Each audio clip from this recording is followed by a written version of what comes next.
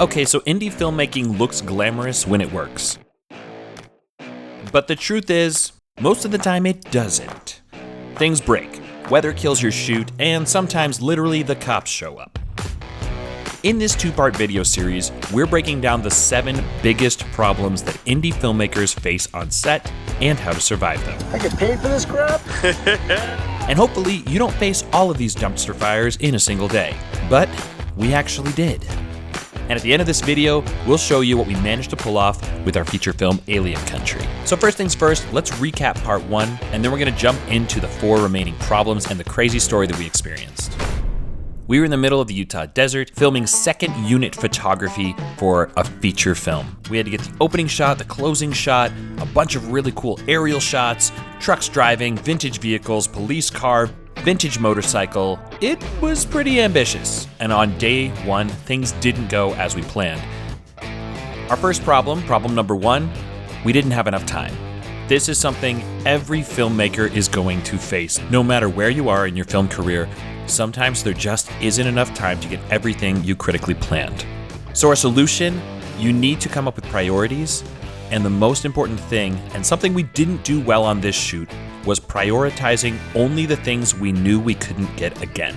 We actually shot some other stuff that we probably could have picked up more easily. Yeah, and time. And that caused us to miss one of the most important shots in our shoot. So we're gonna measure this, I think, in percentage dumpster fire, 1 to 100. So my dumpster fire meter, I think by the end of day 1 was like probably just 10%, because I was like, man, how am I gonna fix this problem? Now, problem number 2 that we addressed is something that we see indie filmmakers can do over and over again, and that is asking too much of their cast and crew. Fatigue destroys morale, you push people to the limit, and you pay for it the next day. So the solution that we actually did do well on this shoot was we planned a 12-hour turnaround, which really meant we were respecting the time of the people we were collaborating with. Giving them a 12-hour turnaround allowed them to get the rest they needed to produce great content on day 2. This is such an important principle for everyone to understand. You need to pay your crew well. If you can't pay them incredibly well, feed them incredibly well, and at the end of the day, respect their time and ask them to pull appropriate hours only. That's how you build long-term friendships and relationships. It's super important. And then, of course, there was problem number 3. At the beginning of day 2, we had a crazy person come out of the woodwork and start yelling at us and call the police. Hey, we're staying within the speed limit. Yes, a local townie, the epitome of a Karen, was just like ranting and shouting. As the producer on set, I had to make my way over to her and calm her down. The reality is, filmmaking can be disruptive. Neighbors, noise, trash, whatever it is. You do not want to burn bridges and cause problems. So it's super important, solution number 3, knowing what your impact is going to be to the community, to the location, and to the environment that you're filming in. You know, from her perspective, she felt like we were tourists from LA or somewhere coming down and just like disrupting her peaceful morning. And that's, I mean, we were in a way, but we had permission to do it. Do your legwork ahead of time. Let people know you're going to be there, especially local law enforcement. We had a vintage police car. Police were part of this shoot. And so we had a conversation, and that allowed us to build a relationship with the local law enforcement. So when someone crazy called and tried to get us kicked out of her town, the police were like, no, they're good. They got permits. We're good. So, I don't know, dumpster fire meter, where are we at here? I think we hit about like 35% for me. Yeah, it was a little frustrating. It was very frustrating because, again, we felt like we had come here for this very specific shot. We got the permission, and we didn't get the shot. Okay, that catches up. So we thought that was going to be the biggest drama of the day. Oh, it surely was not. Sometimes you don't have enough time. Like we said in problem 1, shots can take longer than you anticipated, and you need to start prioritizing. But what do you do when the elements actually stop you? Because in the last video, we didn't get our opening shot of the film. This really came down to the fact that for timing's sake, we weren't able to shoot during golden hour in the morning. So whether it's a storm, cloud cover, the weather changes, equipment fails, you miss your window. I'm currently holed up inside of the Grip electric vehicle while it rains a little bit. Any minute now. Any second. Any minute now. Any second. No problem. What do you do when the elements or weather are stacked up against you to get that one critical shot? Here is a really important solution we learned on this set. Take a moment, take a beat, come up with a backup plan. We were talking about, should we come back to this spot at the end of the day? But we had all these other shots we needed to get like 10 miles, 15 miles away. So it was like, no, we can't come back here. This is not going to be the opening shot of the movie. We had to improvise. We had to find another solution. So we had to move on, but we took a moment and decided that if we could get all of the next shots for our chase sequence done, we could potentially pick up the opening shot somewhere near that same location. What we did to prepare for this second unit photography was we were going to try to get a lot of shots by mounting cameras to the cars, to the motorcycles. We were kind of playing it like what's gonna actually work when we have these cars and these old bikes that don't go that fast doing this chase. So we spent pretty much most of the day after this morning shoot re-rigging and rigging up all the cameras to the police cars. And it was really bloody hot. I just remember being on this like offshoot of the road that was dirt and like everyone was under the cars and rigging things. And now luckily, we had already done our homework. A week before, we went into a studio with the car and the motorcycle and tested out the different ways we could rig up the cameras. Doing a little pre-rigging here. When I say doing, I'm not the one who knows what he's doing. I mean, I can figure it out, but... Okay, quick pause here, because this is really important as we talk about our next problem. It's so important to have the right people for the right job, and there are hundreds, thousands of jobs that need to happen to put a film together. Okay, unpause. Skylar's killing. So, rigging up the police car for our chase, which is going on this weekend. We had hired incredibly talented filmmakers, including Skylar Sorensen, who was our gaffer for the rest of the film. He helped us do a pre-rig day, where we tested out the different angles, the different looks, the different styles. That saved us so much time. We would mount cameras to the top of the police car, the bottom of the police car, the front of the motorcycle, and we got all those shots done. We were pretty efficient, and that's what can happen when you hire the right people for the right job. But that leads to problem number 5. Sometimes you cannot afford to hire the right people for the right job. In indie film, you're wearing multiple hats, sometimes too many. Case in point. Now, as we've mentioned many times, we had an old police car on set in the middle of the desert. But let's talk about the practicalities of having an old police car on set in the middle of the desert. That means we had to haul an old police car, literally. And so Boston and I thought it would be a really great idea to save some money. Right. And in the big leagues, you have a transpo department, right? And there's a reason for that, because they're very qualified to do their job. Yeah, they know how to, I don't know, put a vintage vehicle on a trailer. On the back of a flatbed truck. But we were like, how hard is it? It's not It can't be that hard. We can do it ourselves. So we borrowed our friend's van. And literally, our friend down the street had a van. He was like, take my van. It's got a towing capacity of 6,000 pounds. You should be fine. We're like, okay, how do we find a flatbed? And he's like I got you. So he sourced one, and he got a super heavy duty one. That probably was a little bit overkill for what we needed. You could have put a backhoe on there. It was overkill. But so Boston, myself, and another city slicker, our producer Danny. Major shout out to Danny, because he really went through the ringer this weekend. He put up with like a marital strife, I guess you could call it. Marital drama. The solution here: if you can't afford to hire the right people, you need to find someone who knows what they're doing and have them explain to you what they would do. Ask them their process. Ask them how they would approach a certain problem. But what sucks about that is at the end of the day, you just don't know what you don't know. So I basically said to the crew, well, do you think we can try to get the opening shot and maybe let's see if we can get it shooting into the sun as we ride up this hill? Did we do it? I can't remember. So an 80s police car driving up a hill, that's right. It was doing like 25, 30 miles per hour. And that's when we like broke it, right? Sort of. I mean, I don't know that we broke it as much as like we tried to drive up a hill with this old car, and after 6 or 7 times, the transmission on the cop car was shot. The owner of Everly's car looked at the car for us and he was like, oh, you busted the transmission or something. Yeah, he was like, yeah, there's a bunch of fluid out there on the road. I think that might be the transmission. And we're like, what it basically meant was the car would no longer go in reverse. It was going forward, but would not go backwards. So anytime we had to back it up, we'd literally put it into neutral and push it. Or we would just find a place where it was wide enough that they could just make a giant boat turnaround. Because ultimately, we're filming a car chase. The police car doesn't need to go backwards in a car chase. We're doing fine. So we were going up this hill, and we didn't get the opening shot. No. So I think my dumpster fire meter at that point was like close to 50%. Most of that just came down to, I don't know how I'm going to open my movie if I don't get this shot. And now we need to move on to a few other things. However, I think that started to cool off for me because we took the police car down into this canyon and we had a drone, and actually 2 different drones, right? They were getting beautiful shots, absolutely stunning shots.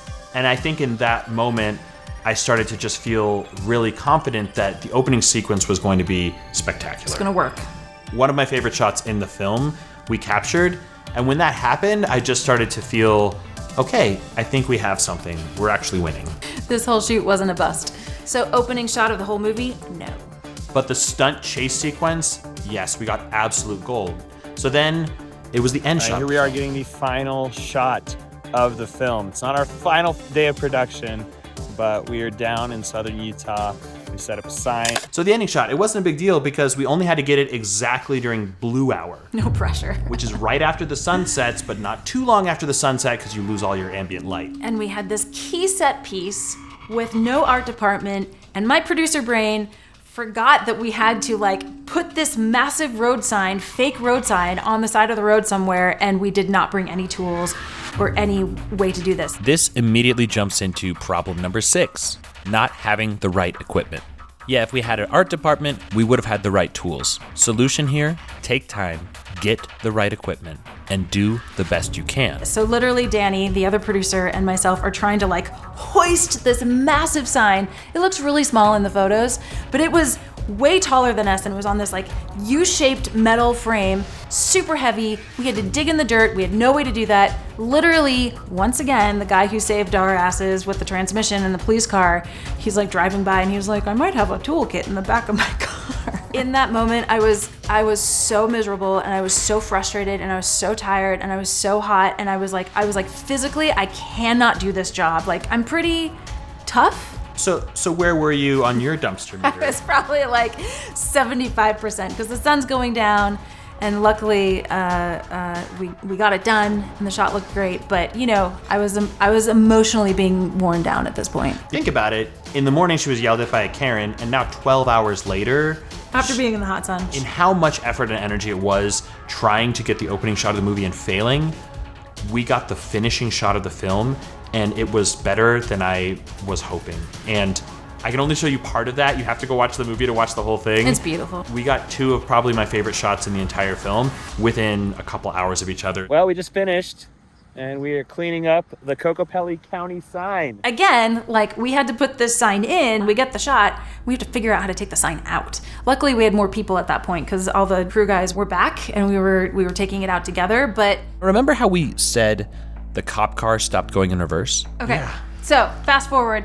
We're mentally, emotionally, physically exhausted, but then we get back to our hotel and we've got to get this vintage police car back onto our borrowed friend's van's flatbed. And it's like 11:30 at night and we've been up since, I don't know, at least 6 in the morning or something. But at that point, we fed the crew and people took off. And so it's Boston, myself, and Danny. Again, shout out to Danny for putting up with us.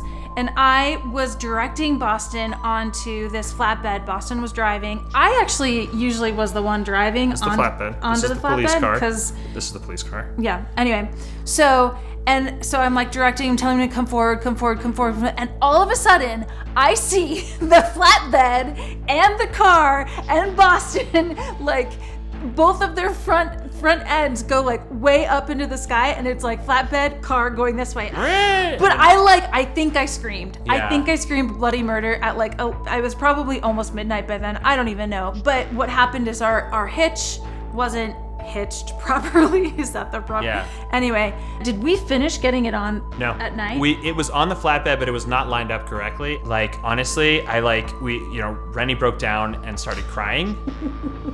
But luckily nobody called the police on us that time. I had a meeting in the morning.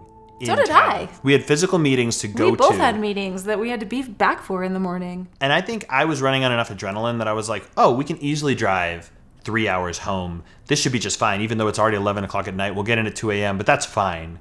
Which it legitimately wasn't. It's not safe. This leads to the most important problem and solution of this entire video series. Problem number 7, losing perspective. When everything's going wrong, you can't lose sight of why you are there. I think just like mentally we were planning on being able to drive home, and we had to make the call that was not safe. Filmmaking can be challenging and there is a lot of trial and error, but you do not have to learn the hard way. You can absolutely learn the easy way. Which is why we've created the Indie Filmmaker Starter Kit. It's exactly what we use to make our movies happen, and it's completely free. It has story templates, pitch decks, production tools, and step-by-step guides to help you actually start, finish, and ship your film. You're gonna love it. Check it out, link in the description. So it's the middle of the night. Where was your dumpster fireometer at that point? I was pretty maxed out. I mean, if you can say 120%, it was definitely 150%. When you feel like you're approaching that point, that's when things can actually go horribly, horribly wrong. And so if you see that coming, just cut bait, quit, stay a night in a hotel, whatever it needs to be. I think that's the biggest thing that we learned. And I'm really glad that we did. We were supposed to leave last night. We didn't leave last night because this car, the transmission seems to be a little bit, what could you say, shoddy? And then we were just 2 miles from the studio destination, and luckily it's a double axle trailer, but one of the tires blew out. The tire blew out. The tire on the rented flatbed blew out. And we're just going at about 30 miles per hour the last little mile so that we can get back, because, you know, stuff goes wrong while you're filming. In indie film, people can ask their friends, right, their collaborators, too much, and they can push them too far, and it can ruin a friendship. And the cost of losing a friendship versus losing a few $100s or thousands of dollars to just come back and try again in a healthy, safe way, that is not one-to-one. We were the directors, producers, writers, actress, right? And we were the first ones on set and the last ones to leave on almost every day of principal photography and these pickups. And so I do think that like we were pushing ourselves to extremes that like hopefully we have never asked anybody else to do. But I think we figured out that we even pushed ourselves too far. And because we didn't get some of the shots that we really needed on this trip, we added a day to our principal photography pickup days. So in the end, it all worked out. And actually, the money shot, the big jump, as well as the opening shot of the film, we were able to get them when we were doing our pickups, and it made all the difference.